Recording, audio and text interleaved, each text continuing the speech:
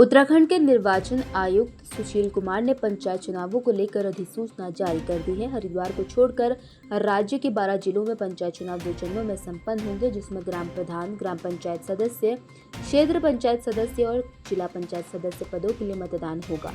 कुल मिलाकर इस बार 74,499 ग्राम प्रधान, 55,600 ग्राम पंचायत सदस्य, 2,974 क्षेत्र पंचायत सदस्य और 358 जिला पंचायत सदस्य चुने जाएंगे।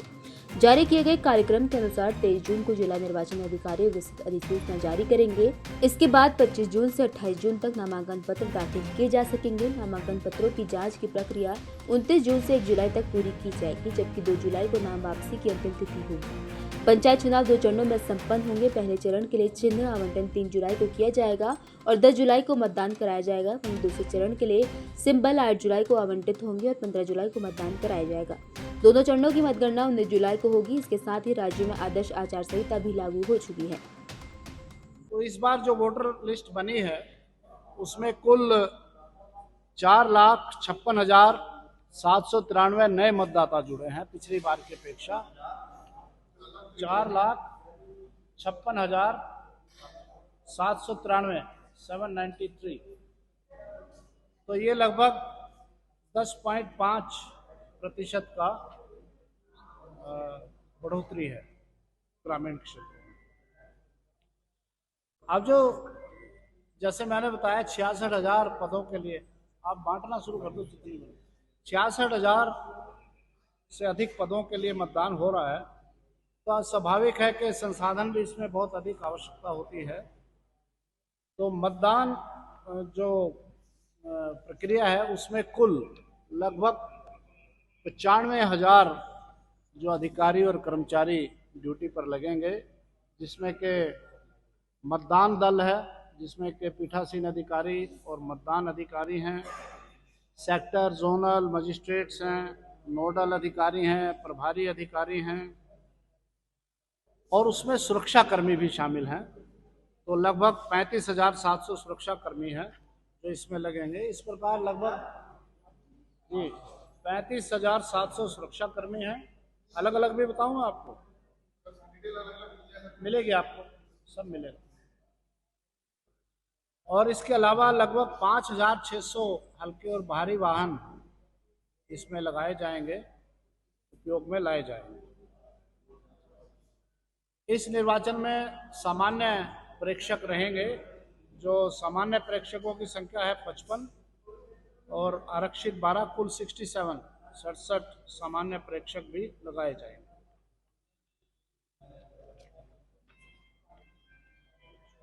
इसमें व्यय प्रेक्षक नहीं है इस निर्वाचन में, लेकिन व्यय अनुवीक्षण के लिए हमने कुछ व्यवस्थाएं की हैं। हमने जनपद स्तर पर व्यवस्था की है कि एक प्रभारी अधिकारी, किसी वरिष्ठ अधिकारी को बनाया जाएगा जो एक्सपेंडिचर की अपनी मॉनिटरिंग करेगा। और उसके अलावा 3 टीमें भी होंगी प्रत्येक जनपद में। एक प्रशासन की टीम रहेगी, एक आबकारी विभाग की टीम रहेगी और एक पुलिस विभाग की टीम रहेगी। ये जो इनको जो अन्य मादक पदार्थ हैं या लुभावने वाले जो आइटम्स हैं या नकदी है, इनको जब्ती का अधिकार होगा। ये जब्त कर पाएंगे और प्रतिदिन की सूचना ये आयोग को भेजेंगे। तो ये किया गया है। पिछली बार की तरह जैसे हमने नगर निकाय में किया था, इस बार भी जो दिव्यांग मतदाता है उनको सुविधाजनक करने के लिए कार्रवाई की जाएगी। तो ये सारी चीज़ें हैं। अंत में मैं बताना चाहूँगा कि जो जनमानस की शिकायत या कोई भी बात वो कहना चाहते हैं, उसके लिए आयोग ने एक टोल फ्री नंबर जारी किया है 1800-180-4280। ये टोल फ्री नंबर है 1800-180-4280। ये टोल फ्री नंबर है। कुमाऊनी भाषा के संरक्षण और संवर्धन के लिए पिथौरागढ़ के जिला पंचायत सभागार में आज 2 दिवसीय चौथे कुमाऊनी भाषा सम्मेलन का शुभारंभ हुआ। कार्यक्रम की मुख्य अतिथि साहित्य डॉक्टर दिव्या भट्ट तथा विशिष्ट अतिथि नेपाली साहित्यकार कर्णदयाल, गढ़वाली साहित्यकार जगमोहन रावत जगमोरा, शिक्षाविद डॉक्टर अशोक पंत रहे। इस दौरान वक्ताओं ने कहा कि 700 से अधिक लेखक और कवि कुमाऊनी भाषा में साहित्य की रचना कर रहे हैं, लेकिन कुमाऊनी के संरक्षण, संवर्धन और प्रचार एवं प्रसार के लिए युवा पीढ़ी को दुर्बोधित भाषा बोलने के लिए प्रोत्साहित करना जरूरी है। इस मौके पर कार्यक्रम के आयोजक डॉक्टर सरस्वती कोहली ने कहा कि इस कार्यक्रम का उद्देश्य लोक भाषा का संवर्धन और संरक्षण के साथ नई पीढ़ी तक भाषा को पहुंचाना है और कुमाऊनी से जुड़े हुए विभिन्न साहित्यकारों को मंच प्रदान करना है, ताकि अच्छे लोक साहित्य निकल कर सामने आए। देखिए, मैं चुनौतियों के बारे में आपसे बात करूंगी। कुमाऊनी में बोला कि हिंदी में ही बात कर लूँ?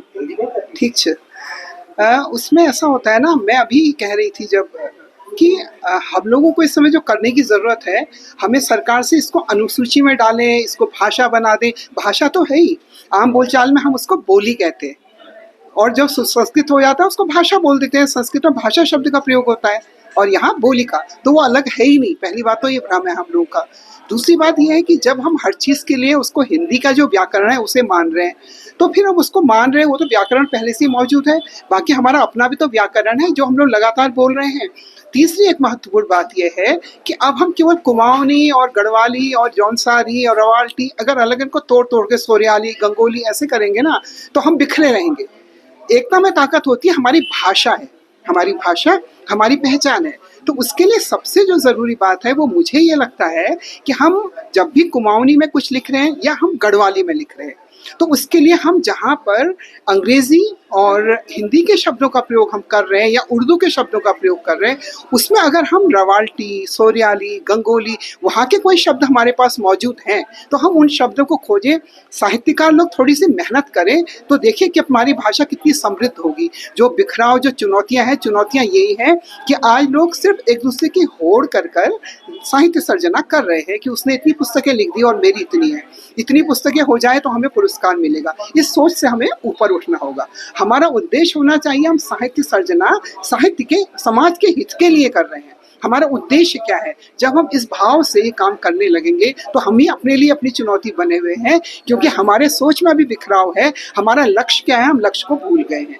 हम हमेशा ये कह रहे हैं कि इसको अनुसूची में डालिए, अनुसूची में, तो फिर गढ़वाली को डालेंगे, वो भी तो कहेंगे, उनकी भी तो समृद्ध है ना भाषा। तो इसलिए हम इस लड़ाई को छोड़कर अगर हम सिर्फ सरकार से कहें इसके आधार पर हमें रोजगार दीजिए, जो भी यहाँ आएगा व्यक्ति रोजगार के लिए किसी भी प्रांत का हो, उसे कुमाऊनी गढ़वाली भाषा आनी ही चाहिए, बोलनी आनी ही चाहिए, क्योंकि वो गांव में नौकरी करने जाएगा तो वहाँ के बच्चों को कैसे पढ़ाएगा वो। तो इसलिए ये भाषा के माध्यम से जिस दिन हमको रोजगार मिलने लग जाएंगे ना, तो हमारी सारी चुनौतियाँ स्वतः समाप्त हो जाएंगी। तो इसकी हमें गुहार लगानी चाहिए सरकार से कि आप इसके माध्यम से हमें रोजगार दीजिए। इंटरव्यूज होते हैं, वहाँ हम अपनी भाषा का प्रयोग कर पाए। जी, धन्यवाद। स्मार्ट मीटर लगाए जाने के विरोध में कांग्रेस कार्यकर्ताओं ने पूर्व दर्जा राज्य मंत्री महेंद्र लुंठी और पूर्व कांग्रेस जिला अध्यक्ष मुकेश पंत के साथ बिजली विभाग के कार्यालय में जोरदार प्रदर्शन किया। इस दौरान कांग्रेस कार्यकर्ताओं ने भाजपा सरकार पर आरोप लगाते हुए उस पर जनता से लूट खसोट करने का आरोप लगाया। कांग्रेस कार्यकर्ताओं ने कहा कि स्मार्ट मीटर लगने से बिजली विभाग में कार्य कर रहे उनके लोग बेरोजगार हो जाएंगे। पूर्व दर्जा मंत्री महेंद्र लुंठी ने चेतावनी देते हुए कहा कि अगर सरकार स्मार्ट मीटर के आदेश को जल्द वापस नहीं लेगी तो वो पूरे प्रदेश में सरकार के खिलाफ उग्र आंदोलन छेड़ने के बाध्य होंगे। कांग्रेस के लोग ये हाइडिल विभाग में इसलिए आए हैं कि इन्होंने घर घर स्मार्ट मीटर लगाने की कोशिश कर रहे हैं, जो सरासर गलत है। एक प्राइवेट कंपनी जो अडानी, जो भाजपा का एजेंट के रूप में, भाई के रूप में काम कर रहा है, उस कंपनी को इन्होंने उसका ठेका दिया है। आज हमारी पहाड़ की जो भोली भाली जनता है, जिसको अभी सही तरीके से मोबाइल भी चलाना नहीं आता है, ये कह रहे हैं कि आपको हम रिचार्ज वाला स्मार्ट मीटर दे रहे हैं। हम इस मीटर का विरोध करते हैं और हम गांव-गांव जाकर लोगों को कहेंगे कि आने वाले समय में इस डबल इंजन की सरकार ने जितने भी निर्णय लिए हैं वो जनता विरोधी लिए हैं। आपने देखा कि लगातार इस स्मार्ट मीटर को लेकर गांव के लोग अभी से परेशान हैं, जबकि अभी लगे नहीं हैं।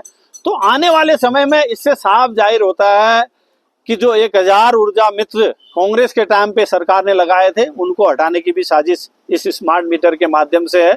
और हमारा जो पहाड़ का रोजगार, जो बेरोजगार है, वो रोजगार से हटेगा। इसलिए आज कांग्रेस के लोग ये हाइडिल में आकर इस डबल इंजन की सरकार के मुखिया पुष्कर धामी और जो ऊर्जा मंत्री है उनके खिलाफ प्रदर्शन कर रहे हैं कि आप सुधर जाइए, नहीं तो आने वाले समय में आपको इस प्रदेश में रहने का कोई अधिकार नहीं है, क्योंकि आप बार बार जनता कि जितने भी जन विरोधी निर्णय उनको ले रहे हैं।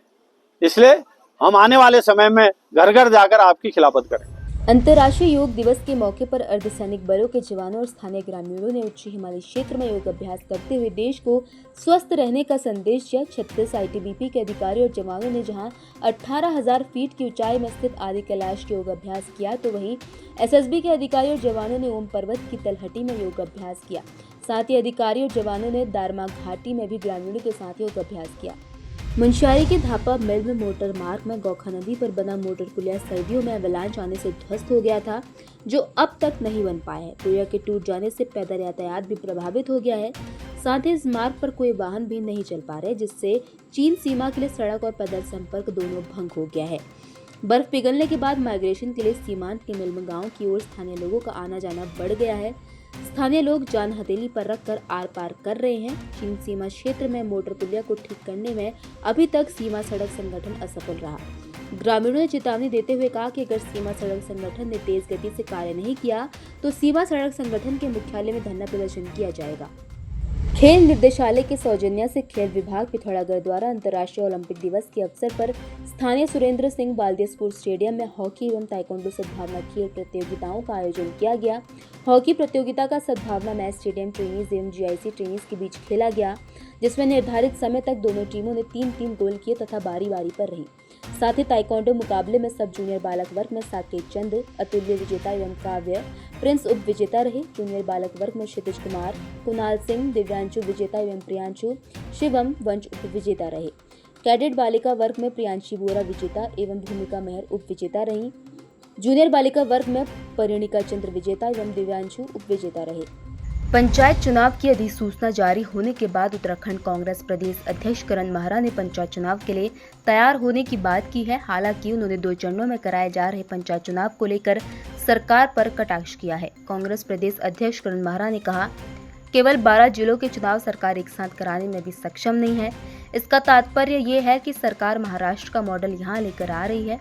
इधर के वोटर उधर करके और उधर के वोटर इधर करके भाजपा चुनाव जीतना चाहती है। करण महरा ने आरोप लगाया कि चुनाव को प्रभावित करने की नीयत से सरकार 2 चरणों में चुनाव कराने जा रही है। उन्होंने इसे मजाक बताते हुए कहा कि धामी सरकार और इलेक्शन कमीशन से 12 जिले भी नहीं संभल पा रहे हैं।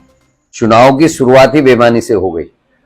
2011 की जनगणना के आधार पर चुनाव घोषित हुए, लेकिन रोस्टर 0 कर दिया गया। कई ब्लॉक प्रमुखों की सीटें तीसरी बार सामान्य है, तो कई ब्लॉक प्रमुखों की सीटें आरक्षित कर दी गई हैं।